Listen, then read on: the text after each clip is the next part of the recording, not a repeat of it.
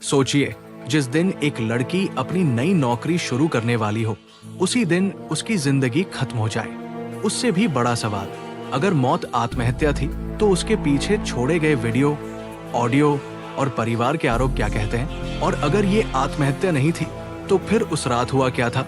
ये कहानी है केरल की अतुल्या शेखर की।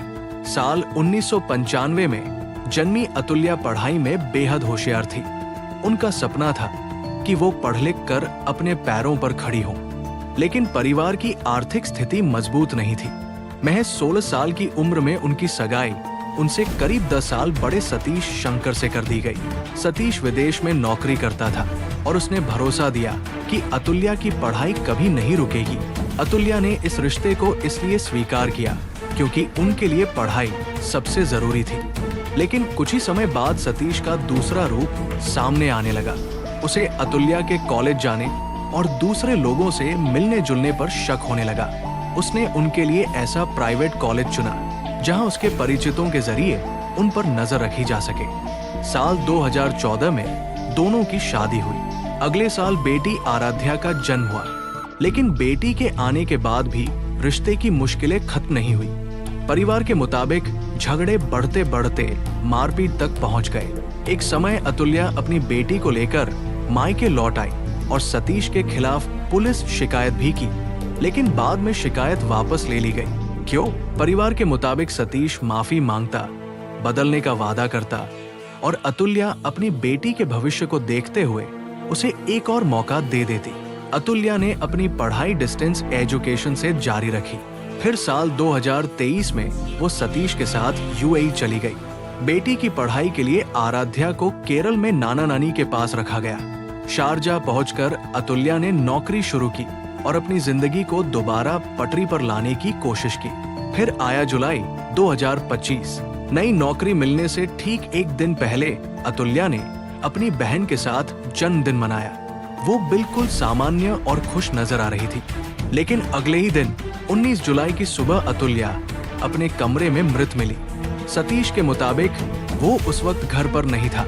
वापस लौटने पर उसने अतुल्या को फंदे से लटका हुआ देखा, लेकिन परिवार ने इस कहानी को स्वीकार नहीं किया। उन्होंने पुलिस को कई फोटो, वीडियो, ऑडियो रिकॉर्डिंग और व्हाट्सएप चैट सौंपे।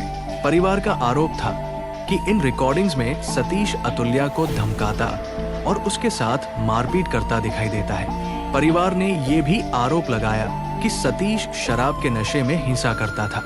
अतुल्या के पिता ने दावा किया कि साल 2024 में उन्होंने खुद अपनी बेटी के साथ मारपीट होते देखी थी और उसे सतीश से रिश्ता खत्म करने की सलाह दी थी। सबसे अहम दावा उनकी मां की ओर से आया। परिवार के अनुसार मौत से एक रात पहले अतुल्या ने फोन पर झगड़े की जानकारी दी थी।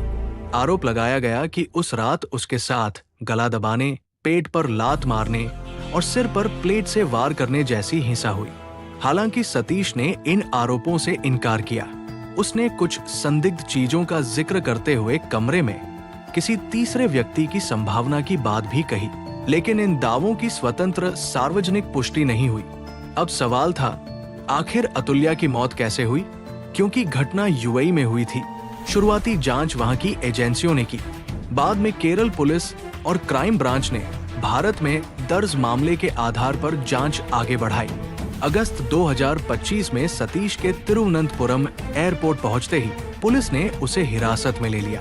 बाद में जांच स्टेट क्राइम ब्रांच को सौंप दी गई। लेकिन कहानी का सबसे बड़ा सवाल आज भी वही है, क्या अतुल्या ने खुद अपनी जिंदगी खत्म की थी या फिर उस रात कुछ ऐसा हुआ था जिसे आत्महत्या का रूप देने की कोशिश की गई?